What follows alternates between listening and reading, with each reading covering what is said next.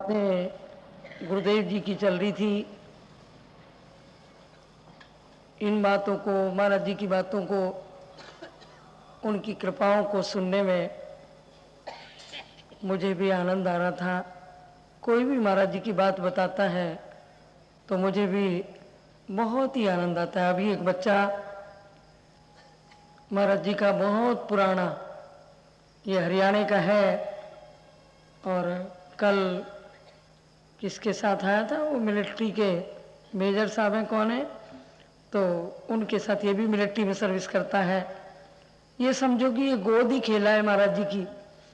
मैंने तो इसको कभी देखा होगा भीड़ भाड़ में, विशेष तो नहीं देखा, किंतु महाराज जी का लाडला बच्चा है।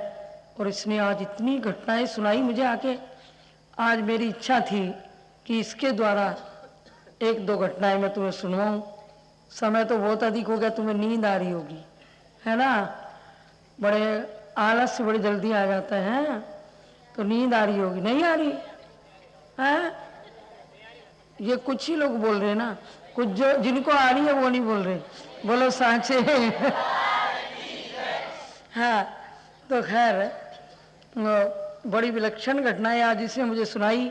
मुझे तो कोई महाराज जी की बातें सुनाता रहता है ना, तो बस मेरा मन करता है बस ये सुनाता रहे, क्योंकि मैं और कुछ नहीं सुनना चाहती।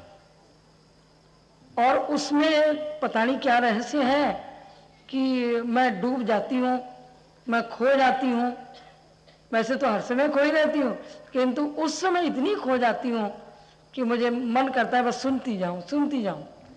तो भाई कुछ लोगों को आलस्य भी आ रहा होगा, उनका भी मुझे पता है। जो घड़ी भी एक आध देख रहा था उसका भी मुझे पता है। लेकिन वो अभी किनारे पर खड़े हैं, वो समुद्र के अंदर अभी तक उनकी डुबकी नहीं लगी। किनारे पर खड़े हुए सोच रहे हैं डुबकी लगाऊं कि नहीं लगाऊं, डुबकी लगाऊं कि नहीं। जो लगा रहा है ना उसको भी कहते हैं अभी ठहर जा, मैं यहीं से खड़ा हुआ देख रहा हूं, तू भी यहीं देख ले आके, तू भी यहीं आ जा मेरे पास। बोलो साचे। तो भाई डूबना सीखो। जब तक डूबना नहीं सीखोगे, डुबकी नहीं लगाओगे, किनारे खड़े रहोगे, तो आनंदानुगत समाधि से बहुत दूर रहोगे। गुरुदेव जिनके चरणों में प्रेम है, चाहे मुझसे प्यार है, चाहे मेरे महाराज जी से प्यार है, चाहे मेरे प्रभु जी से प्यार है, चाहे किसी से प्यार है, किंतु उसमें डुबकी तो लगाने की आदत डालो। तो इसलिए आज तुम लोगों ने महाराज जी की सच्ची घटनाएं, सच्ची बातें सुनी। आज पता नहीं इसका कैसे मन हो गया, ये माइक लेके खड़ा ही हो गया। तो ये भी सदगुरु की प्रेरणा होती है। बिना गुरुदेव की प्रेरणा के मैं तुम किसी से कहती हूँ जरा खड़े हो जाओ यहाँ के, बोलना शुरू कर दो, और महाराज जी के बारे में बोलना, कोई नहीं बोल पाओगे। नहीं, सोई जाने यही देहु जनाए, जाना तो तुम्हें ही तुम्हें हो जाए। ये मंच सदगुरु की लीलाओं को सुनाने का है। ये मंच आलतू फालतू बात करने का नहीं है। अब हम इस पर कंट्रोल लगाएंगे। कोई भी इस मंच पर प्रभु जी की बात सुनाओ, गुरुदेव की बात सुनाओ, या योग की बात सुनाओ, केवल 3 बातों के अलावा मंच के ऊपर ये योग शिविर है और योग की चर्चा होनी चाहिए। यहाँ और चर्चा का मतलब ही नहीं है। तो इसलिए सदगुरु की लीला, गुरुदेव की लीला, जिसको अच्छी लगे बैठो, नहीं अच्छी लगे कोई बात नहीं, विश्राम कर लो घर में जाके, या सो जाओ यहीं सो लो बैठ के, कोई ऐसी बात नहीं। तो बोलो सांचे।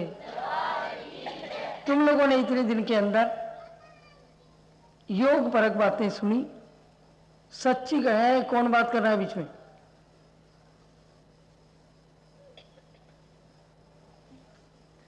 योग की बातें सुनी, योग की चर्चा सुनी, और गुरुदेव जी की वाणी, चाहे मेरे द्वारा, चाहे अन्य लोगों के द्वारा, चाहे भजनों के द्वारा, संकीर्तन के द्वारा गुरुदेव जी की स्तुति सुनी। हमें अपने मन को उसमें लगाना है, डुबाना है।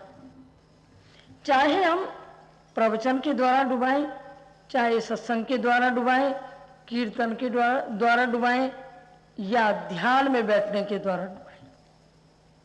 रास्ते अलग अलग हैं, ठिकाना तो एक है। समुद्र में डूबना है, कैसे भी डूब जाओ, नाम जाप से डूबो, गुरुदेव की वाणी सुन के डूबो, या ध्यान में बैठ के डूब जाओ, या पेंटिंग करके उनके स्वरूप को बना करके डूब जाओ। जैसे ये बच्चा अस्थाना क्या पीयूष ये बना के लाया, इसने तो महाराज जी को नहीं देखा और बस हमें देख के, महाराज जी का स्वरूप देख के इसने फटाफट ये स्वरूप बना कर ले आया।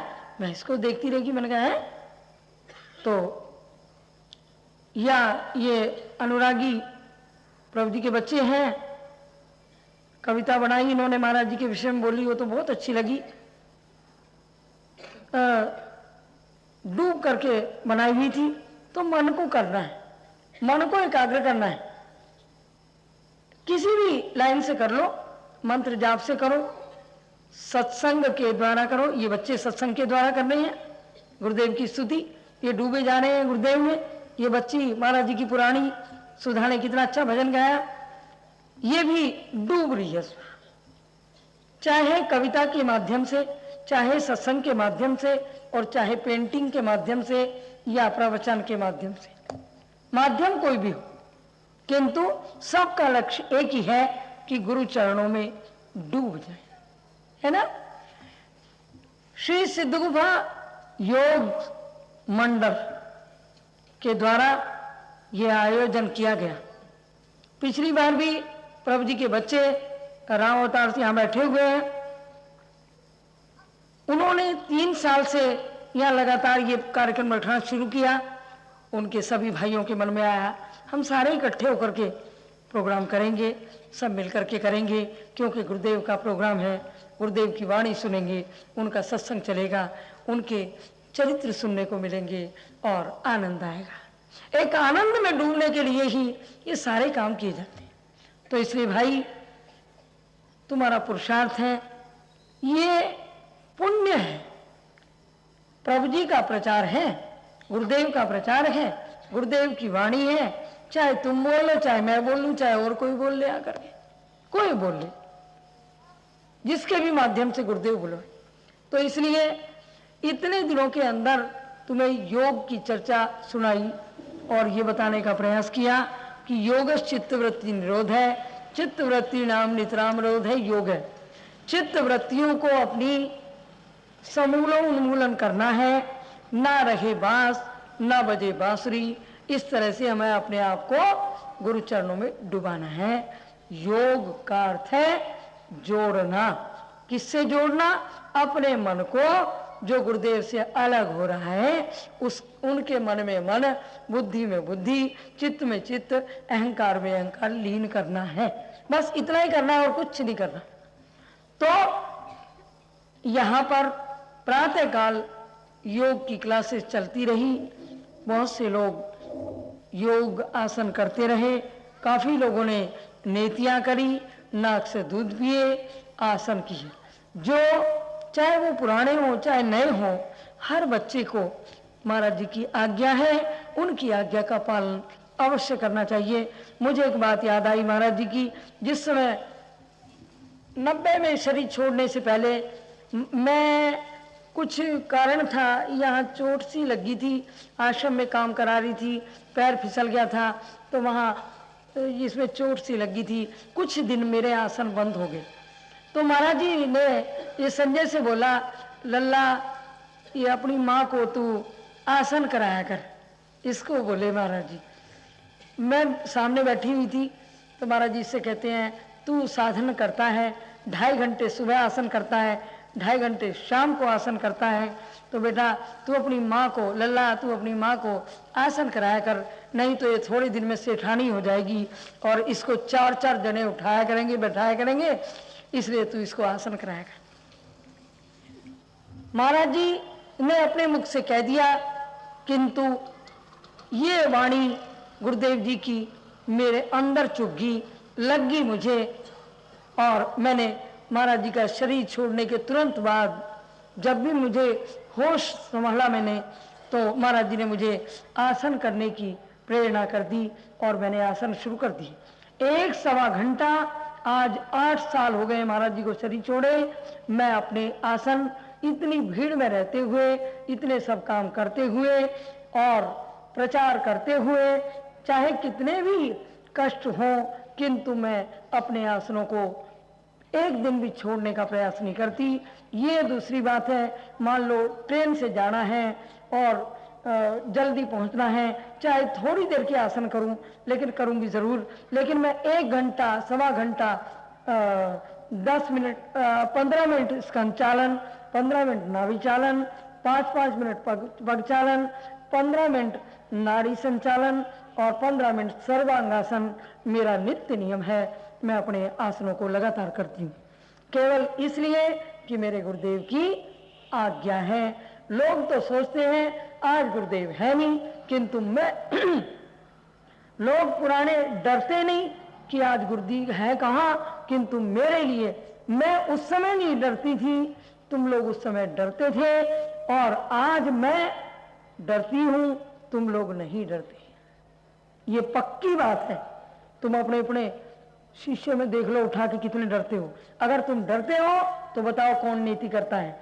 अगर तुम डरते हो तो कहाँ दूध पीते हो नाक से। अगर तुम डरते हो तो कौन सा जीवन तत्व साधन करते हो।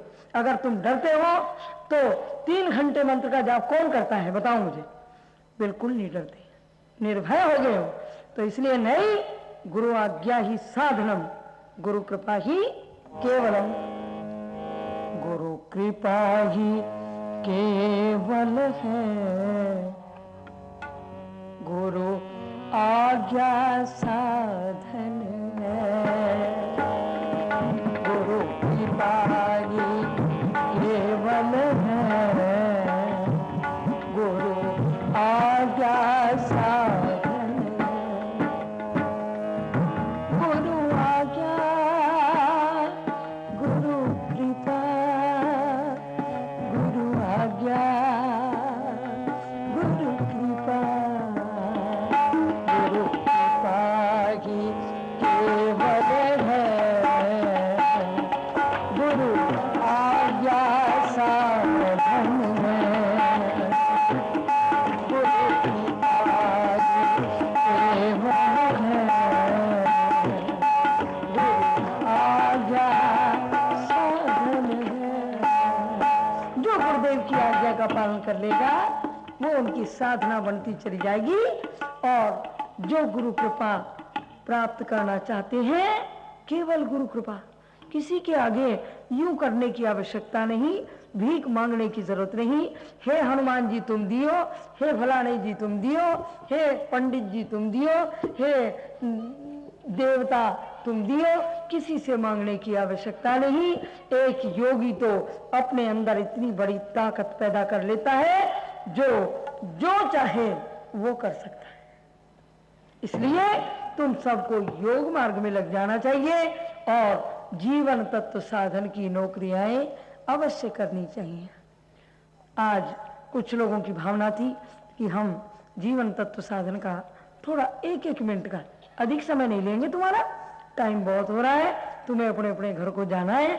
हाँ, तो हमारे गृहस्थ में रहते हुए पूर्ण ब्रह्मचारी जो यहाँ प्रचार में जिनको आदेश हुआ है महाराज जी का, इसने तो महाराज जी के स्थूल रूप में दर्शन नहीं किए, तो ये महाराज जी का बच्चा, महाराज जी ने इसको दर्शन दिए और दर्शन दे करके आज्ञा दी कि लल्ला, एक महाराज जी एक बड़ी बावड़ी पर बैठे हुए हैं और इतना मोटा रस्सा उसमें लगा हुआ है, वो कुएं में ऐसे बावड़ी में से महाराज जी खींच रहे हैं, इसको अपने पास बैठा लिया है और धोती कुर्ते में महाराज जी कह रहे हैं, आज्ञा दे रहे हैं, लल्ला बस तू तो यूं करता जा, तू यूं करता जा और बाकी मैं खींचता जाऊंगा। बोलो सदगुरुदेव। हाँ, तो जीवन तत्व साधन को 1-1 मिनट देख लो। जो नहीं जानते वो अपने अपने घरों में इन आसनों को करोगे तुम्हारे शरीर में कोई किस तरह की बीमारी नहीं रहेगी, सारे रोग दूर हो जाएंगे जिनके शरीर में है। कोई बिरला ऐसा होगा जो यहाँ रोगी ना हो। किसी के पेट में दर्द, किसी के कान में दर्द, किसी के नाक में दर्द, लाइन लगती है सुबह बीमारों की। तो इसलिए तुम देख लो अपनी अपनी। हाँ हाँ, तो इसलिए तुम ये भी ऐसा ही था। तुम जानते ही हो यहाँ ग्वालियर के लोग, मैं क्या यही का है, सिंधे की छावनी का पास में इसका मकान है। कौन सी गली है? नारायणी बाई की गली। उसमें जाकर के कहीं महेश को पूछ लो, योगाचार्य महेश, योगाचार्य, सही बात है। पहला आसन जीवन तत्व की पहली क्रिया सर्वोत्थान 3 बार इस तरह से करनी चाहिए। सब बच्चों को करना चाहिए। सुन लो भाई पुलिस मास्टर, तुम भी सब देख लो अच्छी तरह। हाँ, ये बच्चा हमारा नया है। 3 बार पंजों को अपने आगे करना चाहिए और ये इस तरह से अंगड़ाई तोड़नी चाहिए। ये 3 बार करना चाहिए। चलो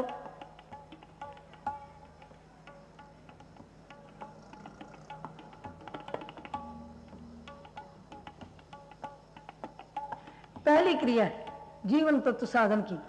प्रभु जी ने ये 9 आसन बनाए हैं और बहुत ही अमूल्य निधि है। सारे रोगों की एक दवा तुम साधन जीवन पात करो। सारे रोगों की एक दवा तुम साधन जीवन पात करो। देखो, पहली क्रिया सर्वोत्तम हुई। ये दूसरी क्रिया है सारे भोगों की एक दवा तुम मन को अंतर निहित करो। सारे रोगों की एक दवा तुम साधन जीवन पात करो। क्यों भाई? महेश कर रहा है, तुम कंधे भी नहीं हिला सकते? सब हिलाना शुरू करो। बोलो सदगुरुदेव, हिलाओ सब, पीछे से आगे। देखो कैसे कर रहा है। तुम साधन जीवन पात करो। सारे रोगों की एक दवा तुम साधन जीवन।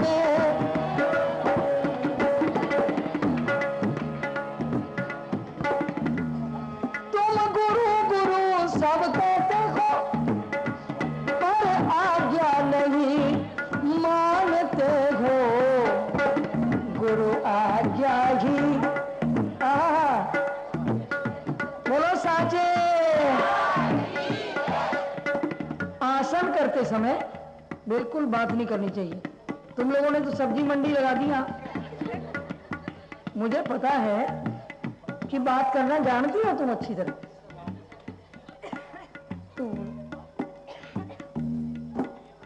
देखो, इस बच्चे ने, संजय ने इस जीवन तत्व साधन पर बड़ा भारी कंट्रोल प्राप्त किया महाराज जी की आज्ञा से।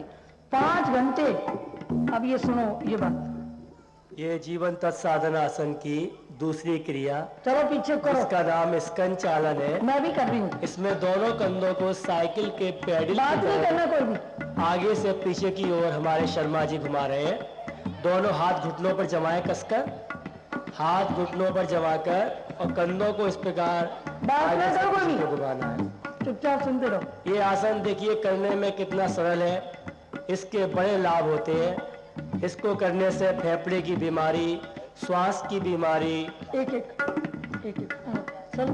फेफड़ों की बीमारी खत्म हो जाती है। श्वास की बीमारी या जिनके उदर संबंधी कोई पेट में रोग होते हैं वो भी इसको करने से खत्म हो जाते हैं।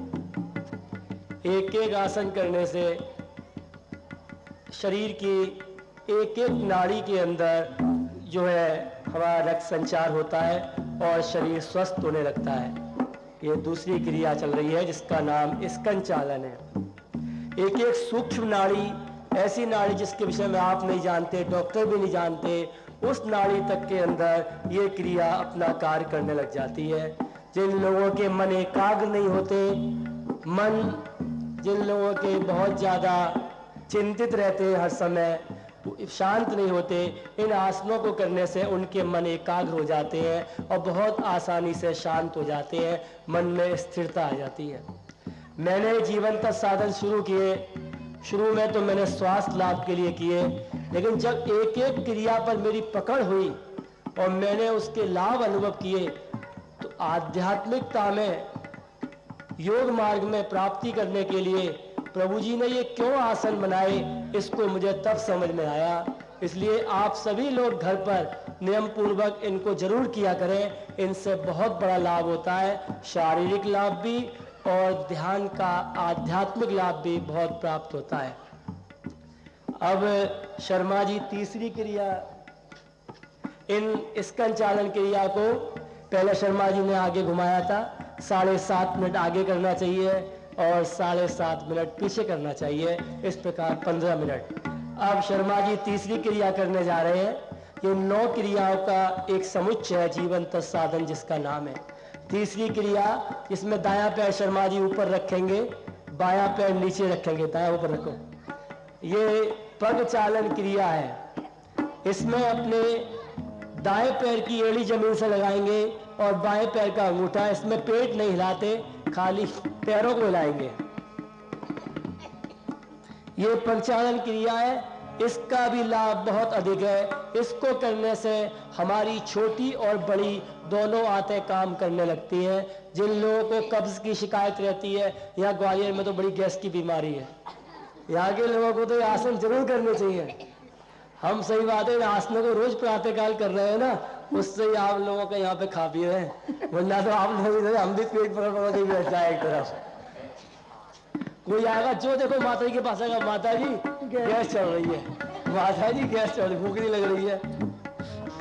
ये पगचालन क्रिया पहली गए सर्वोत्तान क्रिया, आगे पीछे कंधों को हिला।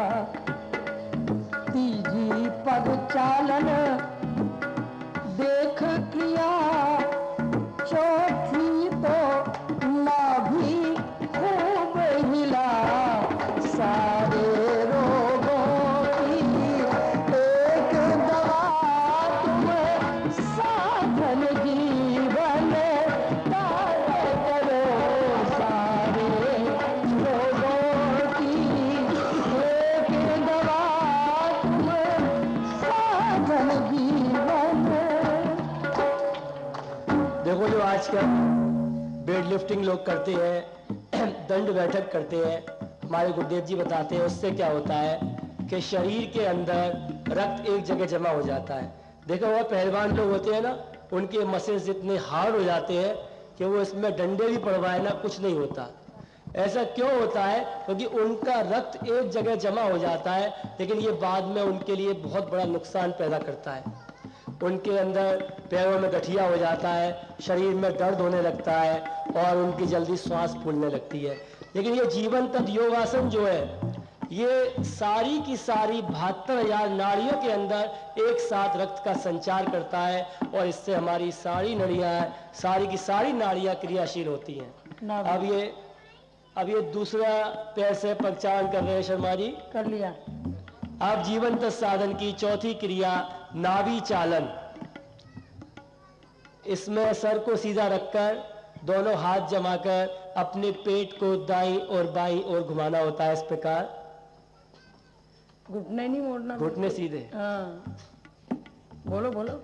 ये नाभि चालन क्रिया देखिए कितनी सरल है करने में, लेकिन इसका बहुत ज्यादा लाभ होता है। जिन लोगों को भूख नहीं लगती हो, पेट में गैस बनती है, दर्द रहता है, अल्सर की बीमारी है, पथरी की बीमारी है, ये नाभि चालन करने से वो बिल्कुल ठीक हो जाती है।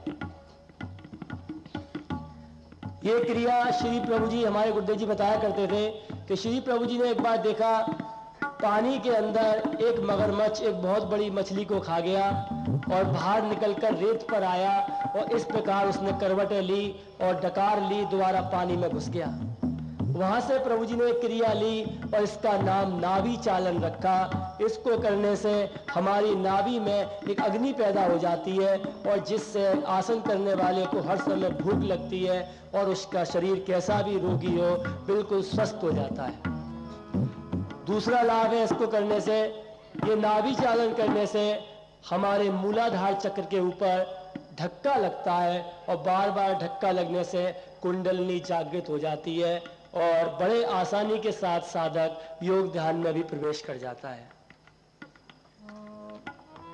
पचवी है जानो प्रसार किया, हाथों पैरों को खूब हिला, जानो प्रसार। ये पांचवी क्रिया नाभि चालन के बाद करना आवश्यक है। इसका नाम श्री प्रभु जी ने जानु प्रसार रखा। नाभि चालन करने से यदि कोई नाड़ी पेट की इधर या उधर हो जाती है तो इसको करने से वो यथा स्थान आ जाती है। इसका नाम श्री प्रभु जी ने इसलिए जानु प्रसार रखा। ये पांचवी क्रिया है। हो बाल ध्यान, अब बाल ध्यान करो, बाल मचलन करो, बाल मचलन और बाल ध्यान। अब जीवन दस साधन की छठी क्रिया शर्मा जी बाल मचलन करेंगे। इसमें बच्चे की तरह मचलना होता है। जल्दी ओ बाल मचलन और बाल ध्यान,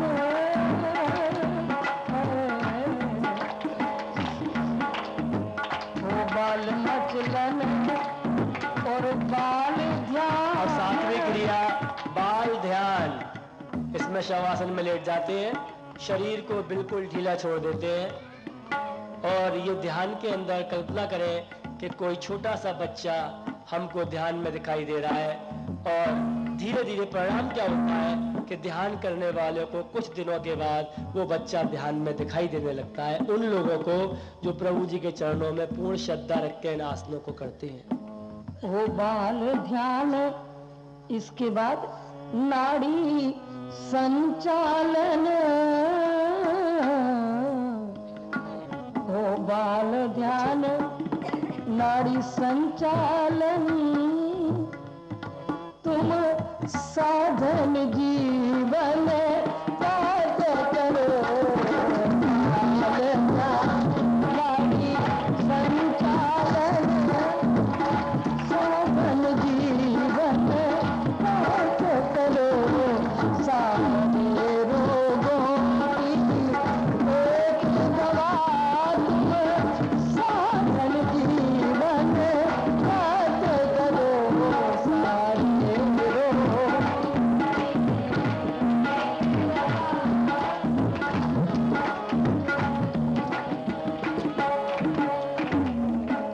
वो बाल ध्यान नाड़ी संचालन, उत्क्षेपण कर लो शरीर ये अभी हमारी आठवीं क्रिया कर रहे थे जिसका नाम नाड़ी संचालन है। इसको करने से शरीर में किसी प्रकार का दर्द हो, खास तौर से गठिया वगैरह आजकल ज़्यादातर चल रहा है, सब बिल्कुल ठीक हो जाता है। अब ये नवी क्रिया जिसका नाम उत्क्षेपण। आसनों का राजा ये आसन, प्रभु नाम ले सुबह और शाम करो, सारे रोगों की एक दवा तुम साधन जीवन।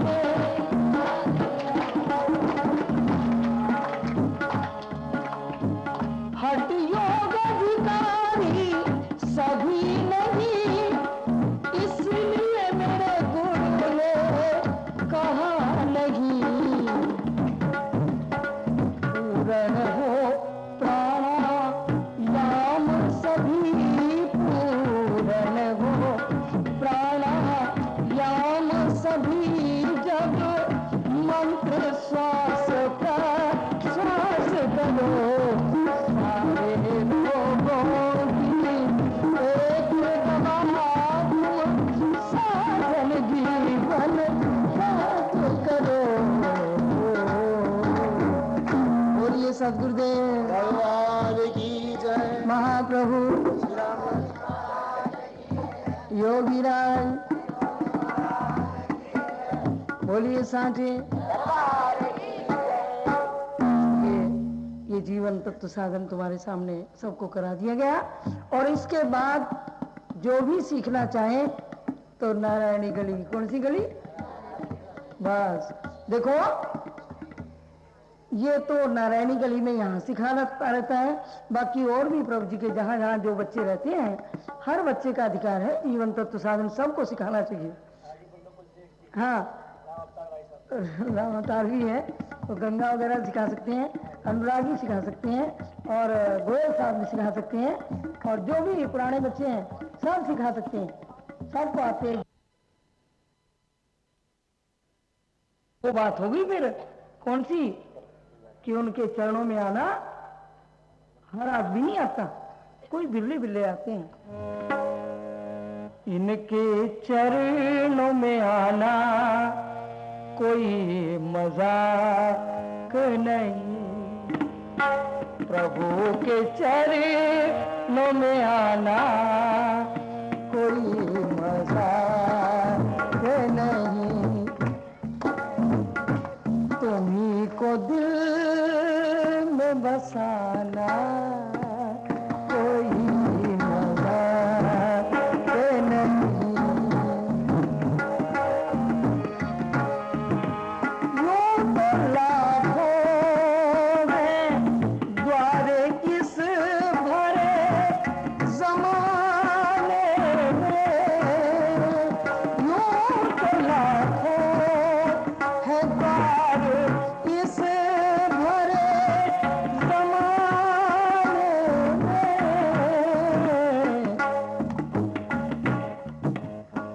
तुम्हारे द्वार पे आना, तुम्हारे द्वार पे आना कोई मजाक नहीं, तुम्हारे द्वार पे आना कोई मजाक,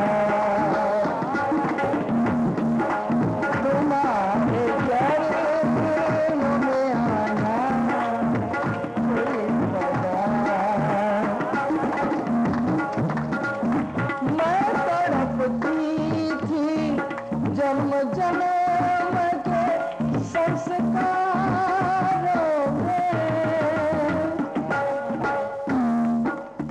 सूक्ष्म भुगतान कराना कोई मजाक नहीं, तुम्हारे चरणों में आना कोई मजाक नहीं।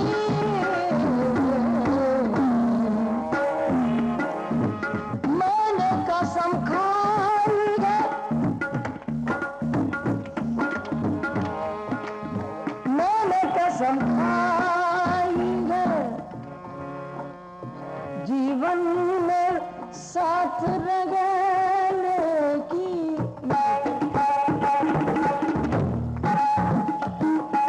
मैंने तो एक तबला रखो, तबला की रखो, डग्गा हटा दो, डग्गे वाला रखो। मैंने तो अपने गुरुदेव के चरणों के साथ कसम खाई है कि उनके चरणों के अंग संग उनके चरणों के साथ रहना है। मैंने कसम खाई जीवन में साथ रहने की,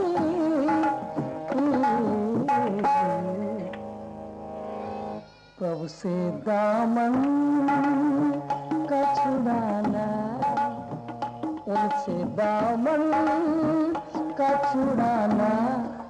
मुझे महाराज जी की बात याद आ रही है। एक बार मैंने महाराज जी से प्रार्थना की, महाराज जी यहाँ मन नहीं लगता संसार में, मन करता है जंगलों में चले जाएं, नेपाल धाम में प्रभु जी जहाँ बैठे हैं वहां जाने को मन करता है। तो महाराज जी ने ये जवाब दिया मुझे, कहते नेपाल नेपाल तो करती है, सिद्ध लोग या तो अपने परिकर में आने नहीं देते, और यदि वहां पहुंच जाए तो निकलने नहीं देते। तो इसलिए अब तो उनके परिकर में आ ही गए हैं और तुम भी आ गए हो, बोलो साचे। तो तुमसे दामन का छुड़ाना कोई मजाक नहीं, तुमसे दामन का छुड़ाना कोई मजाक। यूं भटकते हैं जो दर दर पे इस दुनिया में, यूं भटकते हैं जो दर दर पे इस दुनिया में, यहाँ से लौट के जाना, तुम्हारी हिम्मत नहीं है कि तुम बीच में से उठ जाओ, यहाँ से लौट के जाना कोई मजाक नहीं, यहाँ से लौट के जाना कोई मजाक नहीं।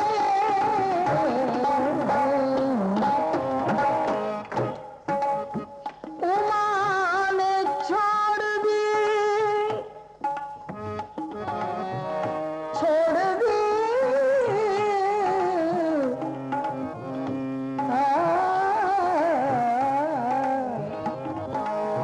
उमा ने छोड़ दी कश्ती तेरे हवाले की, उमा ने छोड़ दी कश्ती तेरे हवाले की। ये किनारे ये किनारे ये किनारे पे लगाना कोई मजाक नहीं, ये किनारे पे लगाना कोई मजाक नहीं। तुम्हारे शरीर में आना कोई मजाक नहीं।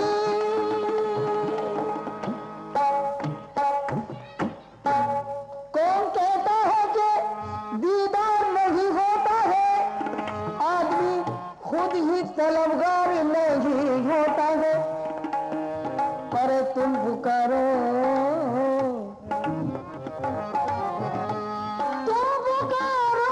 तो सभी दिल से जरा गुरुवर को देखना कैसे वो साकार नहीं होते हैं, तो तुम्हारे करे कोई मजाक नहीं, तुम्हारे करे कोई मजाक नहीं। बोलिए साचे। हर जगह मौजूद है पर वो नजर आता नहीं, और योग साधन के बिना उसको कोई, बोलो साचे। बस अधिक समय नहीं लेते तुम लोगों का, एक ही बात मेरी याद रखना। अब जो क्या करना है, प्रसाद तो मेरे ख्याल सबने ले लिया है, वैसे तो ले लिया ना, कोई बाकी हो तो ले लेना, मैं यहीं बैठी हूँ कहीं नहीं जा रही। अगली बार आएंगे तो तुम लोगों को और अच्छी अच्छी चीजें सुनाएंगे। कथा भी बहुत दिन से भावना है, जरा मेरा मूड बनने दो, अभी मन बनेगा ना मेरा सुनाने को, सुनने वाले लगेंगे कि हाँ ये पंडाल भरा है। अभी तो कॉलोनी वाले ही सोचते हैं अभी आएंगे आएंगे आएंगे, तो आएंगे तो तब सुनाएंगे। बोलो साचे।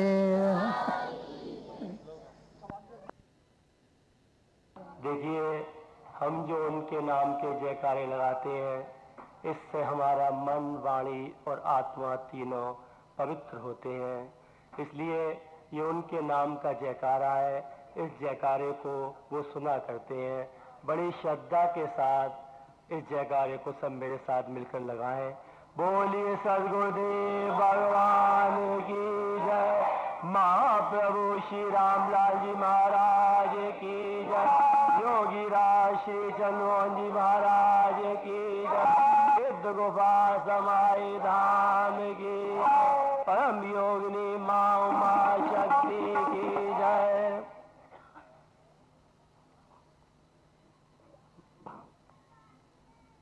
यहाँ पर ग्वालियर में शिंदे की छावनी में ये योग शिविर चल रहा है।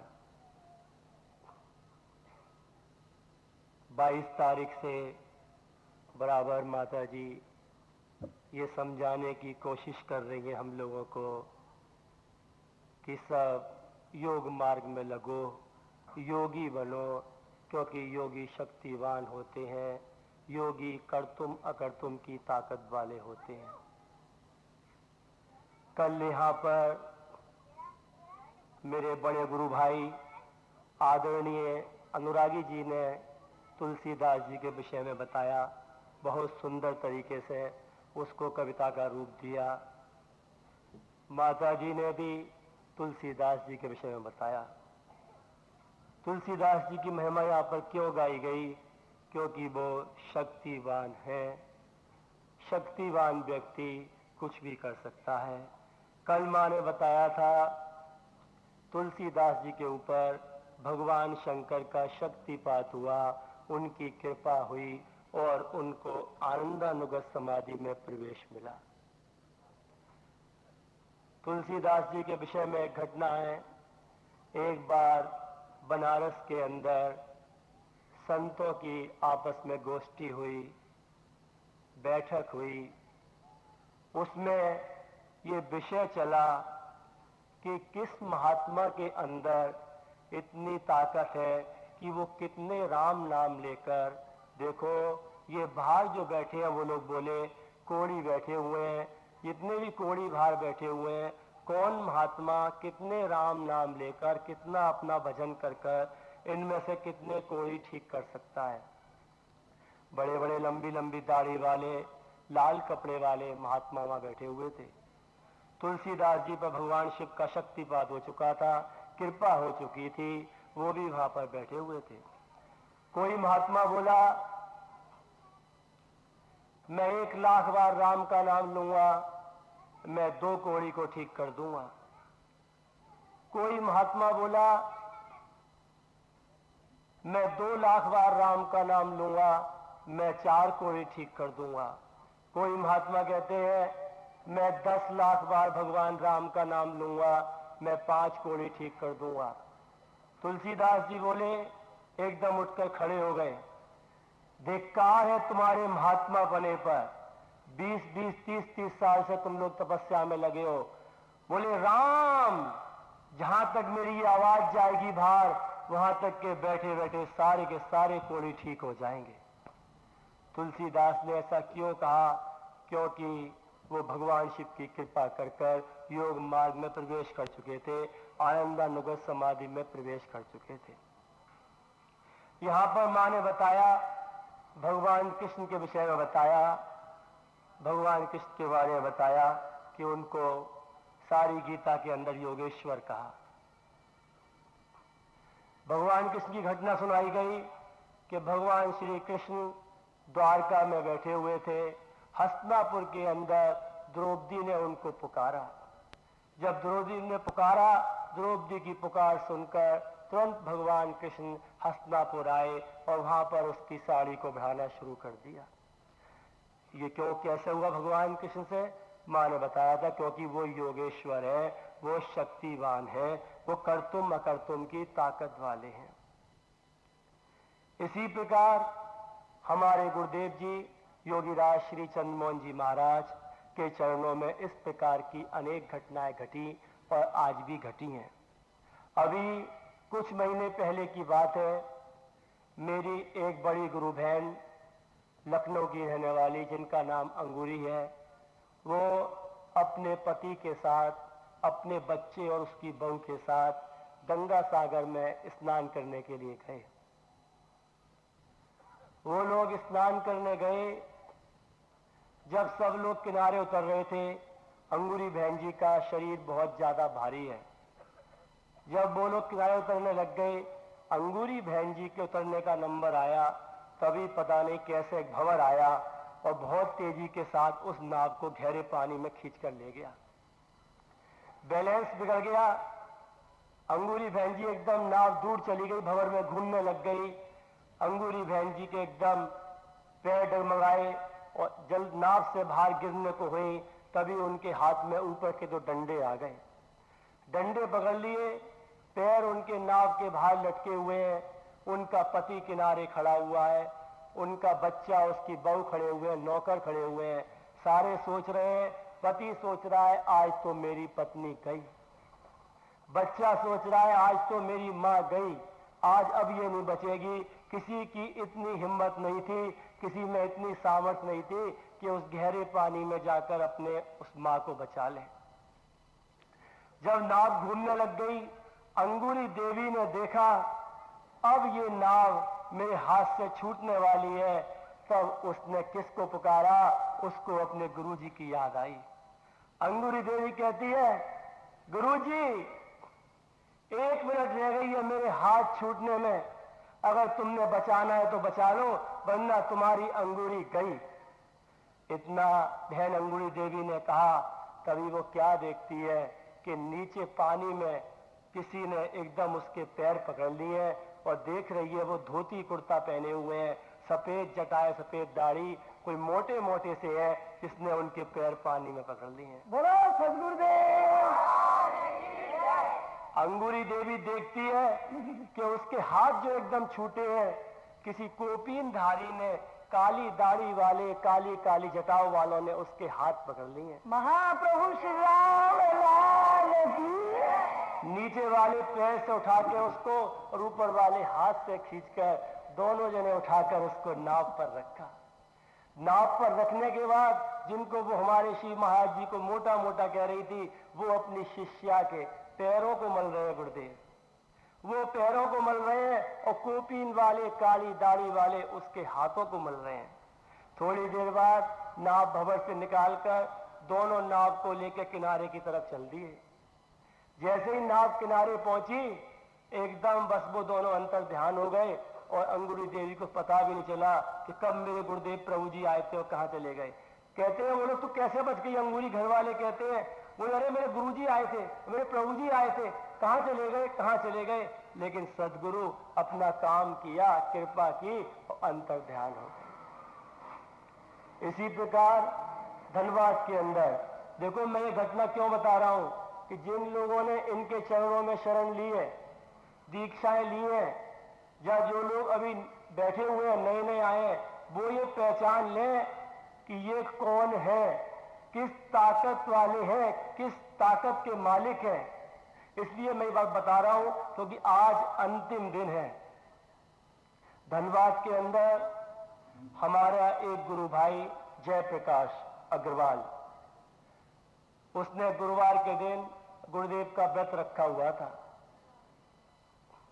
वो अपनी फैक्ट्री से सुबह का भूखा था, शाम को लौट कर आ रहा था। जैसे ही वो शाम को लौट कर आया, दरवाजा खोला, दरवाजा खोल के अंदर बंद करने को हुआ था।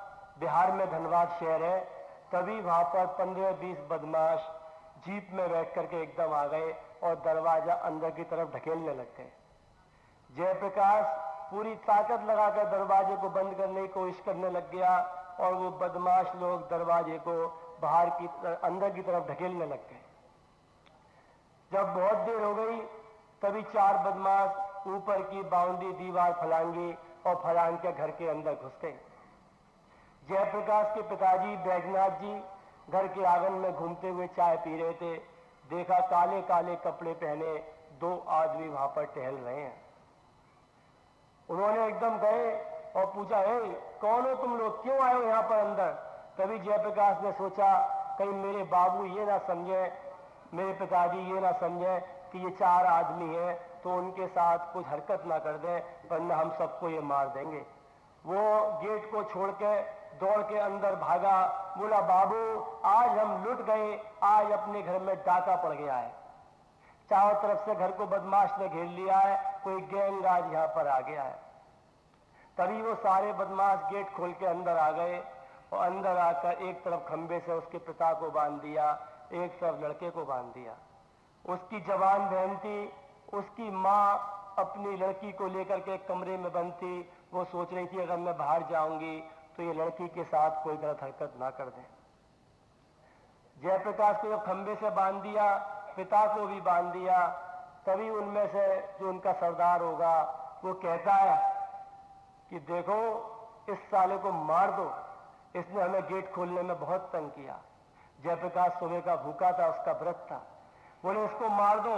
उन्होंने निकालने के लिए रिवॉल्वर निकाली और रिवॉल्वर निकालने गोली चलाने को हुए, तभी उनमें से एक आदमी कहता है नहीं नहीं नहीं, इसको गोली से नहीं मारना, इसको चाकू से मारेंगे। चाकू निकाला, जयप्रकाश के मारने को हुए। वो किन को याद करता है? जिस प्रकार द्रौपदी ने अपने भगवान कृष्ण को किया था। उसी प्रकार जयप्रकाश कहता है, हे गुरुजी, आज तेरे होते हुए ये तेरा जयप्रकाश भूखा ही मर जाएगा क्या?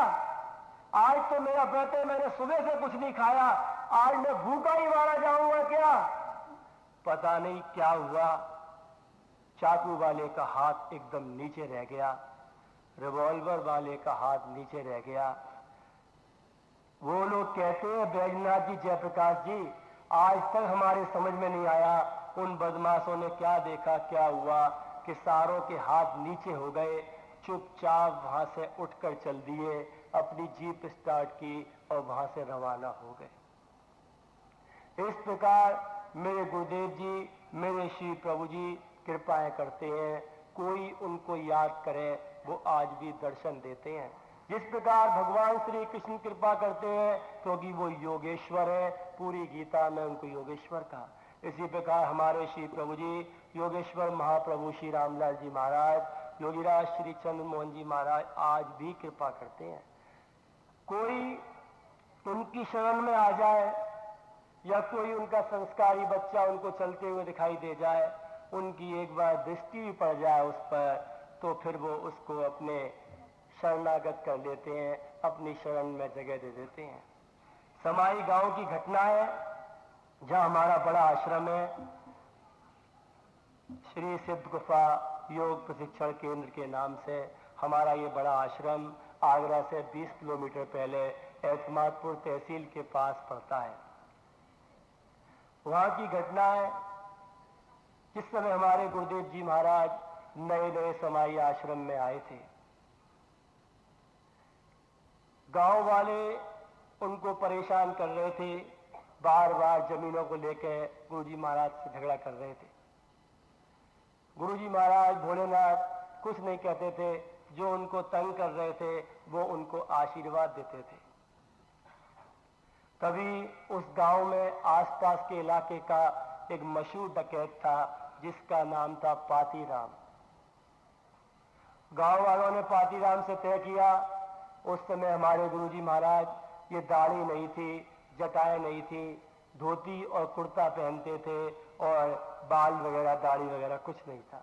सेठों की तरह, कुछ लोग उनको सेठ कहते थे। गांव वालों ने उस पातीराम से तय किया कि भाई तू इन महात्मा जी को यहां से हटा, तू जो कहेगा हम वो दे देंगे। उन्होंने, पातीराम जी ने 5000 रुपये में हमारे गुरुजी को हटाने के लिए उनसे तय कर लिया। रात्रि को 12-1 के बीच में पातीराम जी आश्रम के अंदर हमारे गुरुजी को हटाने के लिए चल दिए बंदूक लेकर। बंदूक लेकर पातीराम जी अंदर गए।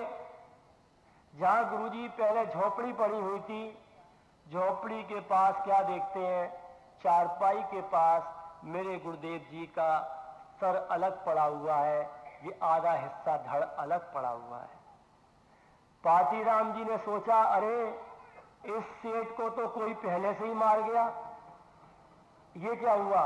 अब इससे पहले कि ऐसा ना हो या पुलिस आए और हम पे इल्जाम लग जाए, हम पकड़े जाए, चलो यहां से पहले तो भाग लो। पातीराम वहां से रात को ही भाग लिया। सुबह सो के उठे, मेरी बात याद रखना, ये पाती राम जी इलाकों के मशहूर डकैत थे। सुबह सो के उठे पाती राम जी, 7-8 का टाइम हो गया, 8 बज गए। बोले चलो अब तो आश्रम में पुलिस आ गई होगी, आखिर देखें इस सेठ को, इन महात्मा को किसने मार दिया हमसे पहले।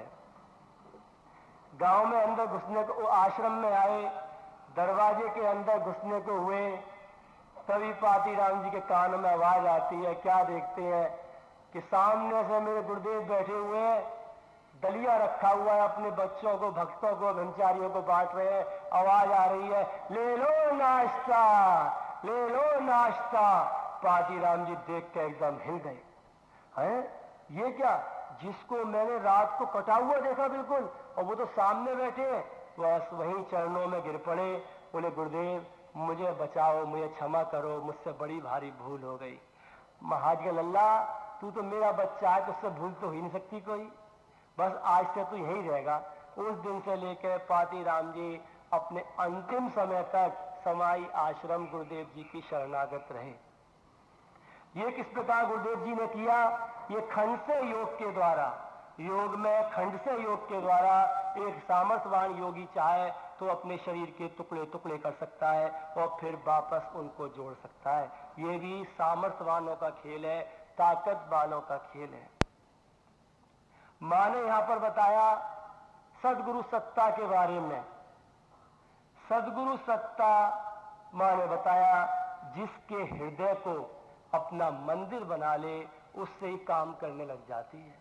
ये उसकी सामर्थ्य होती है, उसकी ताकत होती है।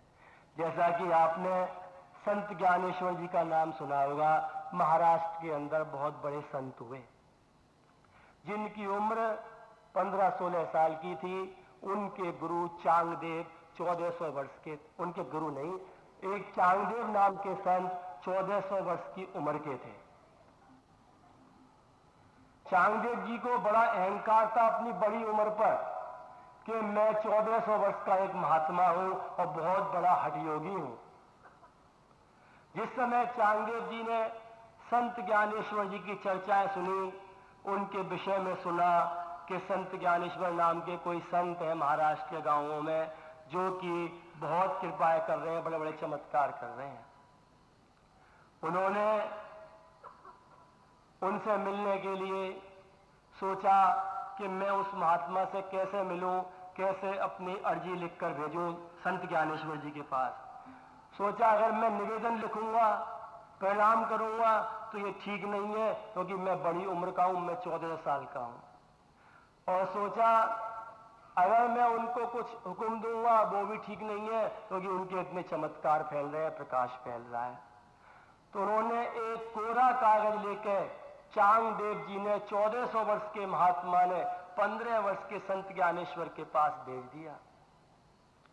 कोरा कागज लेकर उनका आदमी संत ज्ञानेश्वर जी के पास आया। बहन मुक्ताबाई उनके पास बैठी हुई थी। उनकी बहन मुक्ताबाई जी ने कहा, भाई कोई चांगदेव नाम के महात्मा है जिनकी उम्र 1400 वर्ष की है, उन्होंने ये एक कागज भेजा है आपके लिए, लेकिन ये कोरा है। संत ज्ञानेश्वर क्या बोले, बहन ये कागज बता रहा है कि वो 1400 वर्ष का महात्मा हठयोगी भी अभी तक कोरा का कोरा है।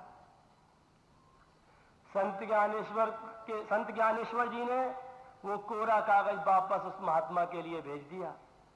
कोरा कागज देख के चांगदेव जी को गुस्सा आ गया कि मेरा कागज कोरा ही भेज दिया। उसके बाद चांगदेव जी शेर पर सवार होकर जहरीले सर्पों का चाबुक हाथ में लेकर अपनी उम्र के, अपने हठयोग के अहंकार में वहां से उनसे मिलने के लिए चल दिए। जिस समय वो गांव में शेर पर जाने लग गए, बच्चे औरतें डरकर भागने लग गए। संत ज्ञानेश्वर एक कच्ची मिट्टी की दीवार पर बैठे हुए दातुन कर रहे थे। उनकी बहन मुक्ताबाई कहती है, भाई लगता है वो चांगदेव नाम के महात्मा आपसे मिलने आ रहे हैं, और सुना है वो शेर पर आ रहे हैं, तभी सारा गांव डर के भाग रहा है। अब आप कैसे करोगे, उनसे कैसे मिलोगे? बोले चलो थोड़ा महात्मा की उम्र का लिहाज करते हुए हम उनसे मिलने चलेंगे। लेकिन आप कैसे चलोगे, वो तो गांव पर आ चुके हैं। बोले कोई बात नहीं, इस दीवार पे हम बैठे हैं ना बहन, ये दीवार ही चलेगी हमको उनके पास के लेकर।